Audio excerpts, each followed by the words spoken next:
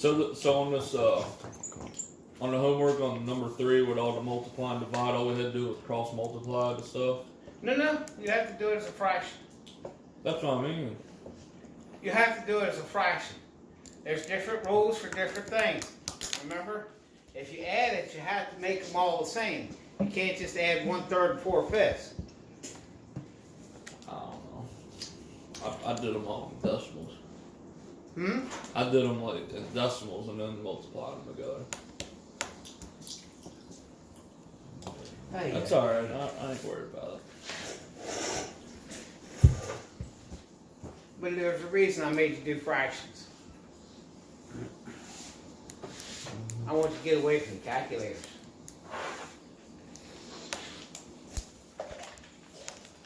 Okay. Disinfection. We kind of covered this all of you that went through the classes before with the Sacramento, but disinfection. It is not sterilization. What we're doing in disinfection is we're trying to kill the pathogens. What are pathogens? The bad stuff. Disease-causing organisms. The bad stuff. No, you can't say bacteria. Yeah, I know. Because you have viruses and you have systolic organisms. Here we go. We're doing natural science now. Well, that's what this job is. It's biology. It's chemistry. It's microbiology. So we're trying to kill, so that we kill the pathogens, so that they cannot reproduce and become what we call virulent. Washington HS Confield. Not active. It probably is a stupid confail. Is that what it was? Confail active. I'll let you go handle that. Let me come with you. Come on, let's go. Let's ride. But no, it still is. It should only call once every day. Shit, it called me 5 times from when I got up to I got here this morning. That means it's resetting. Let's go But handle it. anyway, disinfection. It's not sterilization. Sterilization is what you do when you boil something. You boil things. You're killing everything in sterilization. Disinfection, we're just trying to kill the pathogenic bacteria so that they're not virulent. We don't want to cause diseases. So we want to reduce the populations down far enough that they can't get strong enough to cause a disease. So that's what we're doing with disinfection. So why do we do it? Because we want to protect the use of the river. Now in the wastewater, guys, we have to remove the chlorine because it'll kill fishes. Very low concentrations will kill fishes. Yeah. Public health. The biggest reason we use chlorine is protection of public health. We want to make sure that the drinking water that you drink is not contaminated, and we want to make sure that the wastewater that we discharge isn't going to make people sick if they go in a river to fish and swim. So that's the biggest reason why we do disinfection. Public health. Everything else is just an afterthought. So, okay?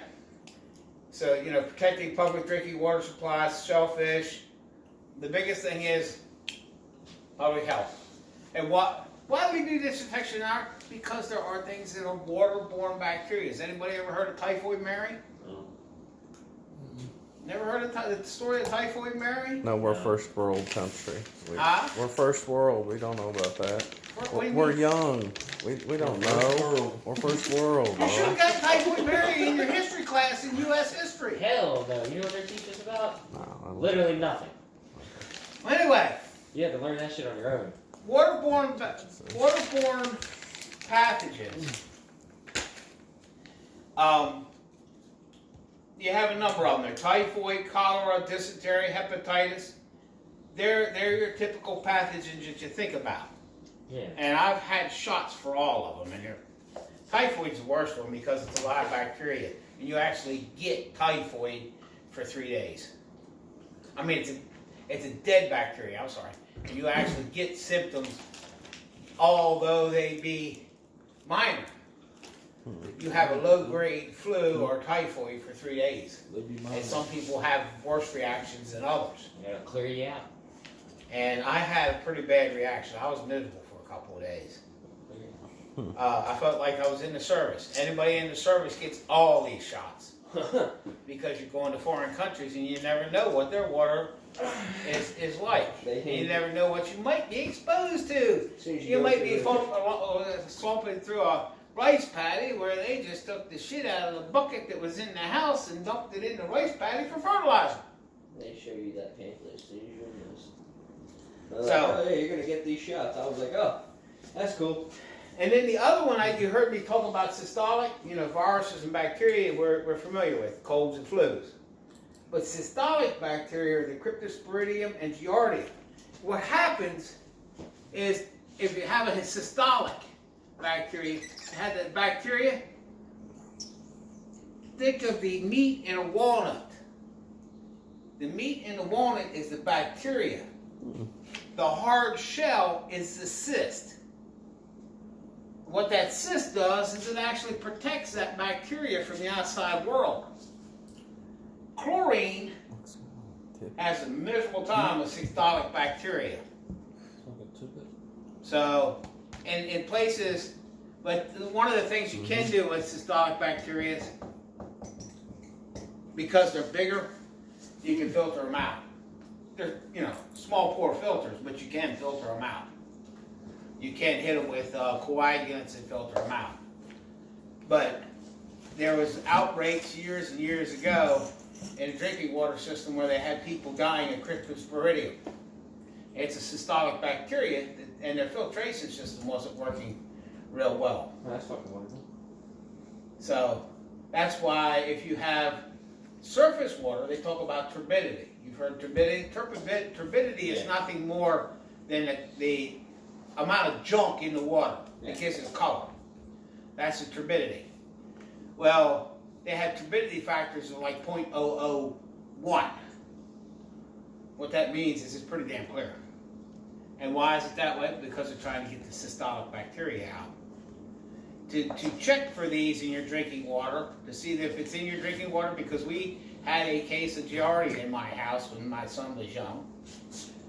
The way they do it is they turn an outside faucet on at a slow rate, run the garden hose out into the woods or to the drain, and they have a filter that actually has to filter the water for 24 hours, and then they take that filter and try to plate it out to see.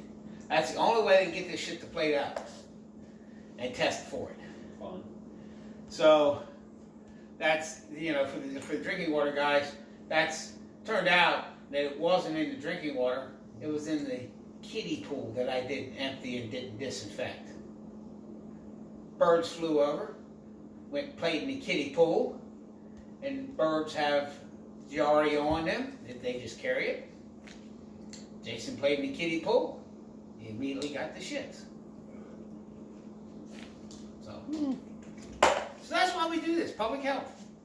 That's why we do it. Pathogenic organisms, disease causing. Saprophytic organisms. Why are saprophytes important? Saprophytic organisms are the ones that eat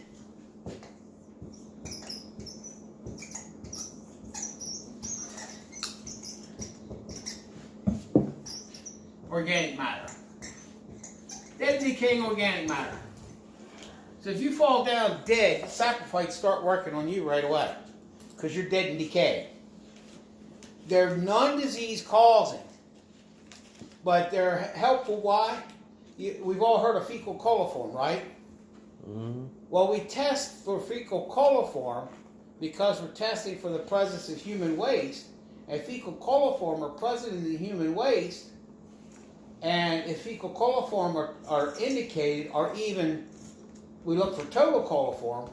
If coliform are indicated, that means that we're seeing some type of contamination from waste, whether in drinking water or wastewater. But they're non-disease causing. So we're working with something in the lab that's not going to make you sick. And that's why we do coliform tests and not cholera tests, on our drinking water and our wastewater systems. Because they're non-disease causing. So that's why we use sacrifice.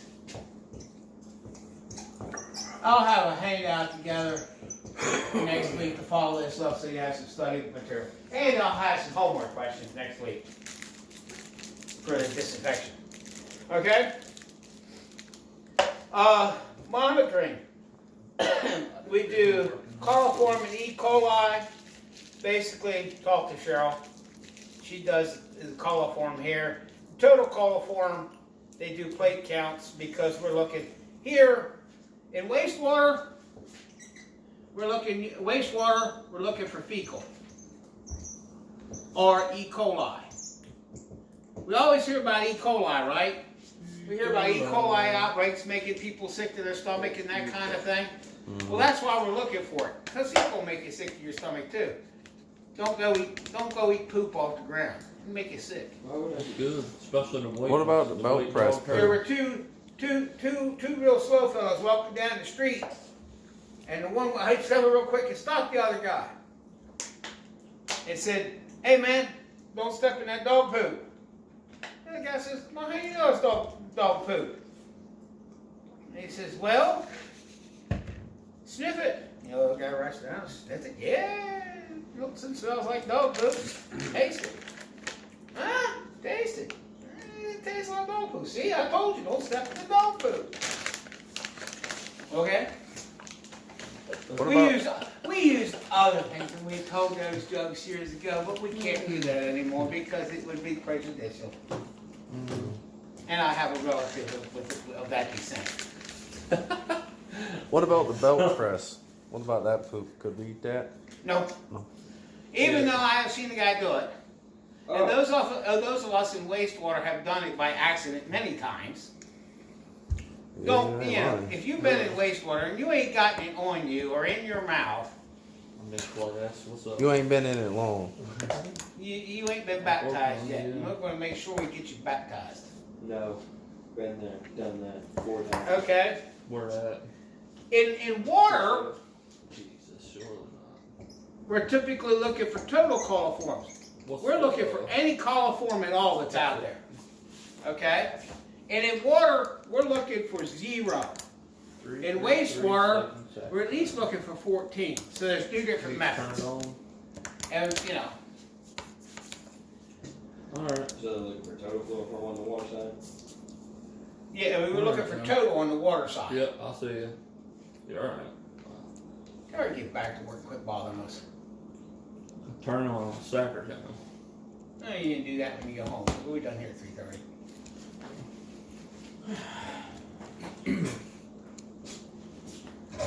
So, Is that turn on? Thank you. okay? So, that's the why, the how. We do it 2 ways. How do we do it? We do it 2 ways. Where's my eraser?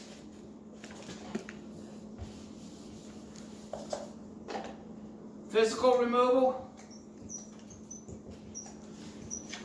and chemical. Okay? Physical removal in the wastewater industry, anytime you remove a solid, you typically take some coliform with it because it's attached to the solids.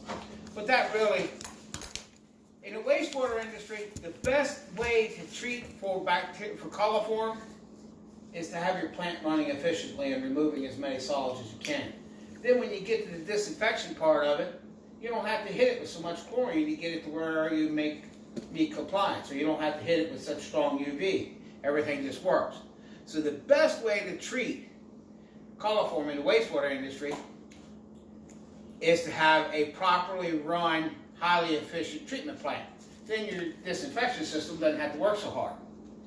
In the water side, we use chemicals, and we have to use chemicals because in the water side, we are required to keep what's known as a residual. Okay, it used to be 0.2 free everywhere. Well, now they just say they want a residual. They want it to turn pink when you do the sample. And if it turns pink in the effluent here, you kind of go, oh shit! Okay? So two different worlds. But the chemical that's typically most widely used chemical we have out there. You can use bromine compounds, but most of the chemicals that we use are some type of chlorine base. Okay, chlorine is highly efficient. It works.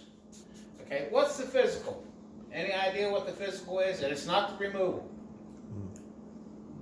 Medium or a clarifier? It's not removal. Okay. It's a physical.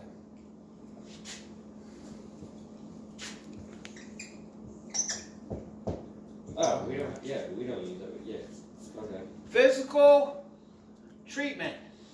And it is used in the water industry because one of the best ways to get rid of systolic bacteria UV is radiation. with UV radiation. Ultraviolet radiation messes up the reproductive gene DNA of the bacteria or the virus or whatever it is, such that it cannot reproduce. Okay?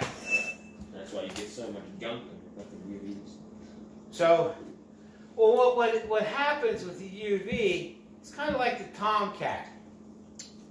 When you had that tomcat, when he was intact, he's out helling around and he's causing all kinds of trouble, just like a bacteria would, right?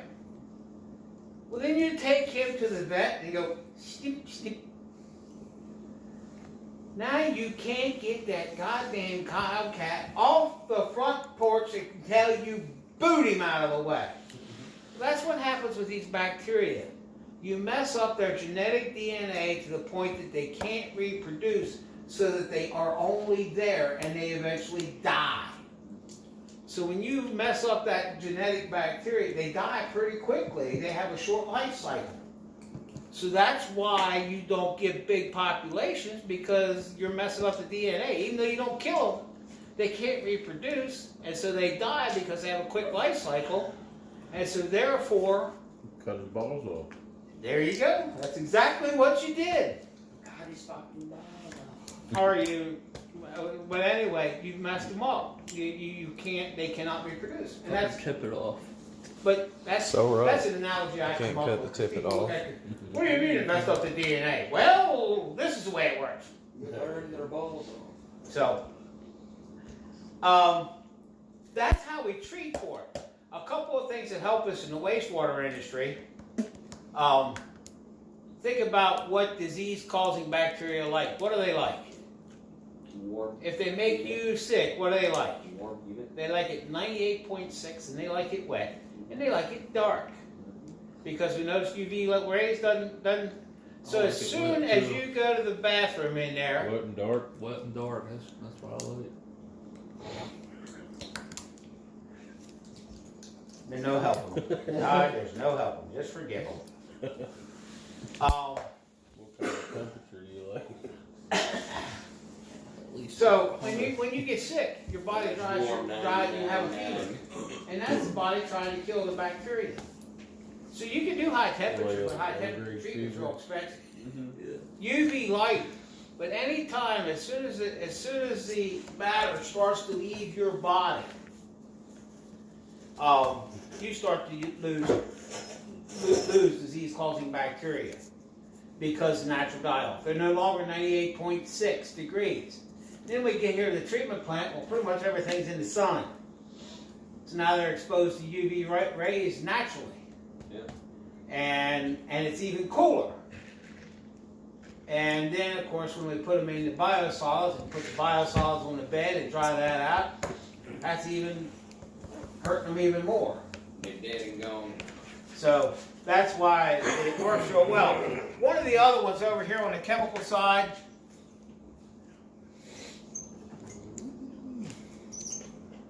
chlorine dioxide. It's actually becoming more and more used because it doesn't give you the aftertaste, and it does not combine with the organics in the drinking water. If you have organics in your drinking water, like tannins, that light brown colored shit that we have in the drinking water that comes out of the Minoka aquifer, will combine with the chlorine and give you disinfectant byproducts. It'll give you trihalomethanes. It'll give you polyacetic acids, which they are cancer-causing disinfectant byproducts because the chlorine combined with the organic, and now it's cancer-causing thing. Right. Because organics are typically carbon rings. Okay, that's a carbon ring, carbon compounds, and the chlorines will attach to it here. And the reason they're cancer-causing is because now that's a toxic thing. Chlorine's toxic. That organic just became toxic, so it can get into your cell DNA and mutate the DNA in your cell because it has the chlorine in it and it can kill it. And that's what cancer, it causes the cancer. You know. Alright, let's move on. Oh hell, I only got a half hour left. I got 3 hours of material to cover. Alright, call up here, boys. No, we're not going anywhere. You're here till 8 o'clock tonight. Well, I'm gonna go cut this water on. I got some tippet to go get at 4 o'clock. Huh? He's got some tippet he's gotta go after. 4:30. A wet, dark tippet. That's human. And a bottle If of she Crown. loves you, she'll still be there at 8 o'clock. I don't trust me, can't stand it. We getting paid She don't tonight? she don't love him yet. She don't love me Yeah, yet. no, she don't love me yet. Mm-mm. She don't love She me don't love yet. me yet. The only thing that loves me is the crown currently. The only thing that loves you is what? Is the crown. Crown Roll. Royal. I don't love you. Makes me feel good. I've tried the peach. I've tried it. I don't like it. That's a temporary fix. Makes you feel good, and then you regret it in the morning. That dumpster back there would say to differ. What did you get it in the morning? No. Just all the empty boxes that are out there. She begged to differ with you. That's an ongoing relationship. Your liver. Okay. If we do the chemical, we feed 3 types typically. 3 types of chemical. We have gas, we have liquid, and we have a solid. The gas we have here comes in bottles, and it's a pressurized bottle. If you look at the bottle or ton cylinders, basically you got the tank. This much is liquid, and this much is gas. It's pressurized gas, just like acetylene and oxygen in those tanks. So it has relief valves, fire plugs, and all like that. It's better to have a relief valve. It's basically a melting plug, so that it doesn't become a bottle rocket. Because you don't want that thing to blow out. And I have not ever seen it, but I have heard of one drop down just perfect, so it came out and knocked off the top valve, the cover, and everything. They didn't have that cover on the top screwed on. Yeah, blew it right off. They had it on just lightly. It hit the edge of the concrete curb, and that cover jarred off, and it hit that valve and broke that valve right out of the top of the tank, and boom! Off she went, scattering chlorine the whole way. I guarantee it did. So, I remember that one that we had that was loose on top. liquid, this is the hypochlorite. I had a butterfinger in a minute. This is what we got in the black drums down here. What you got? Not Same good. thing. Is that right? Man, I'm telling you. I'll let you hold the phone tonight. That's how it was all day, all afternoon. The hypochlorite is typically very safe. It comes in concentrations. You know what a form of hypochlorite is?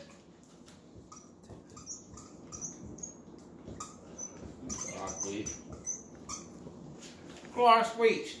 Believe it or not, typically what we have here is 11 to 14%. This is as high as 7% now. I want to know how long they had this candy before they gave it to you, because Butterfinger sucks. It's the worst Butterfinger I've ever had. Again, bitching about free candy. Oh, I'm going to have a talk with them.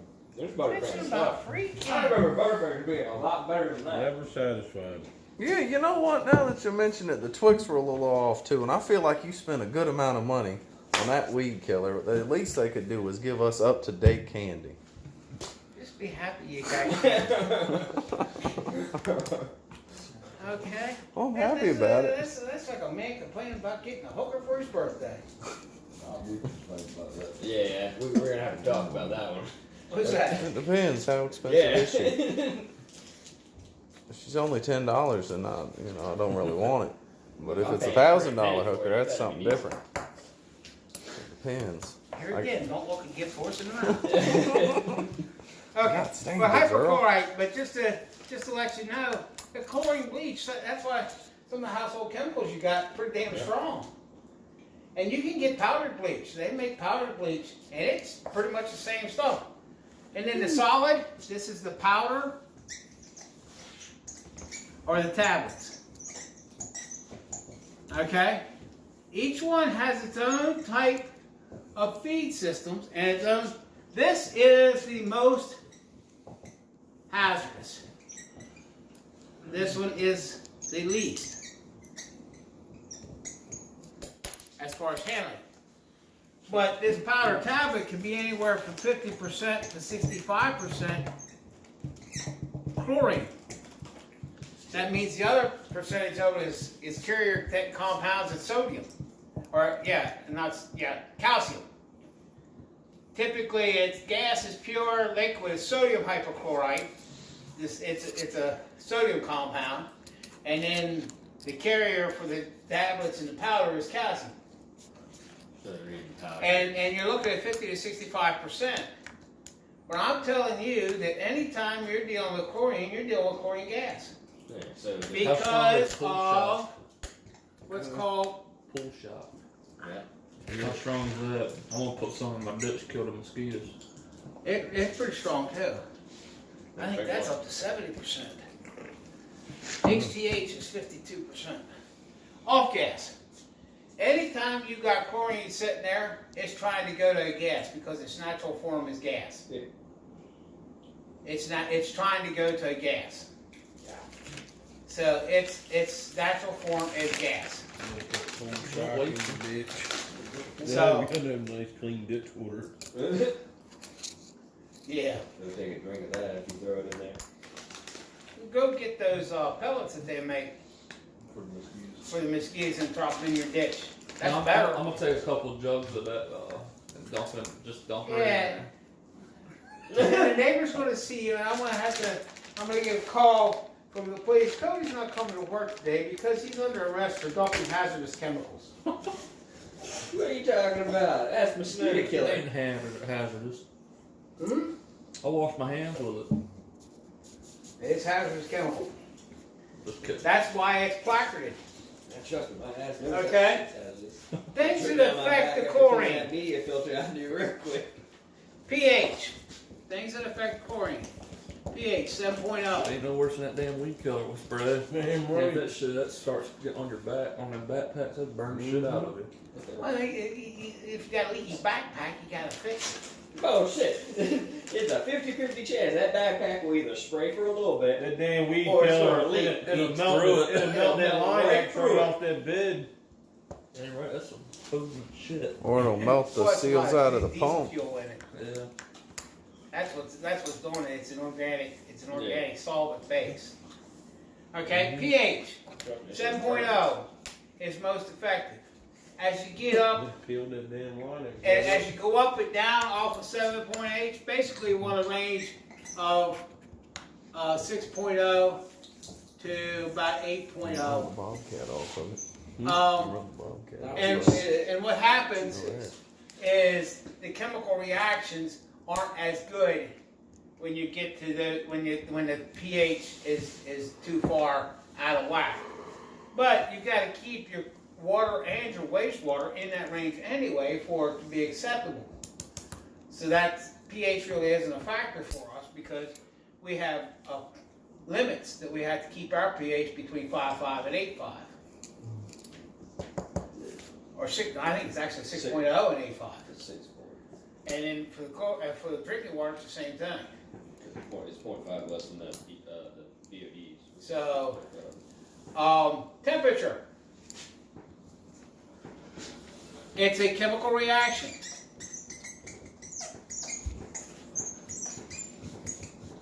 So anytime the temperature increases, so does the reaction. Because chlorine is not in solution. If it's in solution or goes into solution, it is not NaCl always in solution. Or it's not always Cl2 in solution. It disassociates with water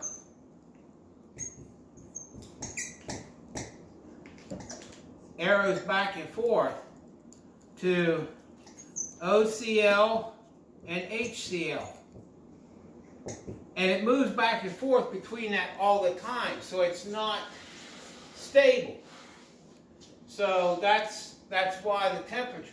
You've got to have it. And if your water is very, very cold, when is water most dense? The reactions don't work well on dense water. When is water most dense? When it's frozen. No. When it's hot. No. Well, When it's just right outside. When it's just right. I'm out of options here. 4 degrees Celsius. Why do you think we hold all of our samples at 40 degrees C? I don't know. The water's most dense.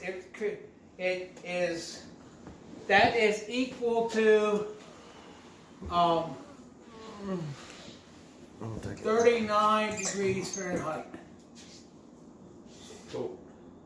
Okay, it's not quite freezing, but water's so dense and the temperature's so cold that the bacteria or whatever's in there is still alive. The chemical reactions can still occur, but they're so slow that they don't change. And that's why our preservative temperatures are 4. Now they raised it to 6, so that argument goes out the window. But they raised it to 6 degrees C. You can keep your temperature 6 degrees C. But you don't want it at 0. Think about it. What happens with water when it freezes? It becomes solid. It expands. Yeah, that too. It expands.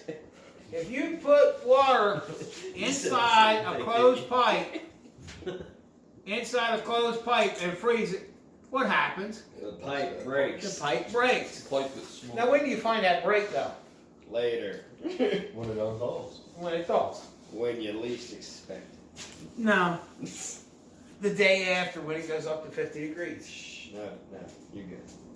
Okay? Until you see it coming out in the middle of the road. Turbidity. The reactive portion of... It's been a long night, all right? Thought he'd been had. That was a good thrower, bro. He did the jump hook and everything. He like Larry Bird throwing out of these. Turbidity. Turbidity in the wastewater. Okay, if you've got a lot of stuff in the wastewater, it's going to eat your chlorine up. So you're going to have to dose more chlorine. Does that make sense? So turbidity is going to affect it. Contact time. Chlorine is one of those things that the longer it's in the water, the longer it has a chance to come in contact with the bug, the better chance you have of getting disinfection. That's why all your contact tanks are set up in the wastewater industry for 30 minutes detention time. So that it takes that water 30 minutes to travel through. In water it's not as bad because you typically don't have a lot of impurities in the water. But you do have to have a certain amount of contact time before that first house. And typically they're asking for 100 feet. So that chlorine becomes active before you get there. No, and we typically have it. Even at the toughest one is probably Crystal Lane, since they built a house right next to us. We don't have probably 100 feet there. But that's their fault. Well, but if you think about it, it's got to come out of the well house, go down the street, and then go back into the house. So that by the time it contacts, you're damn close to the 100 feet. No. Right? Yeah. Plus when it's after it pumps, it ain't like it. It's, the lines Yeah. are full. So. And what it is you're keeping the lines full. Unfortunately, with the way we have it, and almost all areas down here, you don't have your water tower next to your treatment tank, so you don't have your storage tank there. You got your wells scattered all over hell, and they're pumping right into the system, the chlorine there. So you have hot spots and low spots. And you want to make sure that your water tower is at least at 0.2 or better to keep it there. So, contact time. Reducing agents. Biggest reducing agent we have for chlorine, water side and wastewater side, sulfur. You get that rotten egg smell, that eats chlorine up like mad. Hydrogen sulfide, the rotten egg smell, but it's also one of the best ways to control the rotten egg smell in drinking water, is to hit it with chlorine. We have that problem at the Nevitt Muir well. We have a lot of sulfur in there. And if Nevitt Muir comes on, the chlorine's not right, you'll get complaints about rotten egg odor real quick. So those reducing agents. And what that is they use the chlorine up. Organics, we talked about that. Disinfectant byproducts. Anything that's an organic, it's organic material. It came from a living organism, plant, animal, whatever. It came from a living organism. And how do we get organics in the drinking water? Well, they're laid in the soil, and it leaches into the aquifer, and that's how we get it in the drinking water. In the wastewater, it's kind of obvious. We put them in the toilet. Okay? Ammonia and nitrogen compounds. These can be good and bad, because one of the byproducts of combining chlorine with ammonia and nitrogen compounds, you get what's called a chloramine. And it does do some disinfection, but it's not as good as the straight hypochlorous and hypochlorite. It's not as good as that. So these chloramines do help with disinfection. My music following me almost. The chloramines do help with disinfection, and there are water systems that add ammonia to their water system with the chlorine to create chloramines. Because chloramines do not, how chlorine will give you a taste and an odor, and people complain about that? Yeah. The chloramine does not give you taste and odor. In the wastewater system, we don't care. But in the drinking water system, that's real important. So it's becoming more and more prevalent that people are adding to work towards chloramines, and that's the other beauty of chlorine dioxide, is that if you use chlorine dioxide, you don't have those taste and odor complaints. You still get a residual and everything? Oh, you still do, because you got chlorine in it. Okay. You just don't have a taste and odor issue with the chlorine. And the other thing with chloramines is they don't combine with the organics as well, because they're already combined with something. So they work real well with those. How does it do with like the wildlife and everything? Huh? Does it do with the wildlife and everything? No, it's still toxic. Chloramines are still toxic, but because of the way they are, they don't volatilize off. And the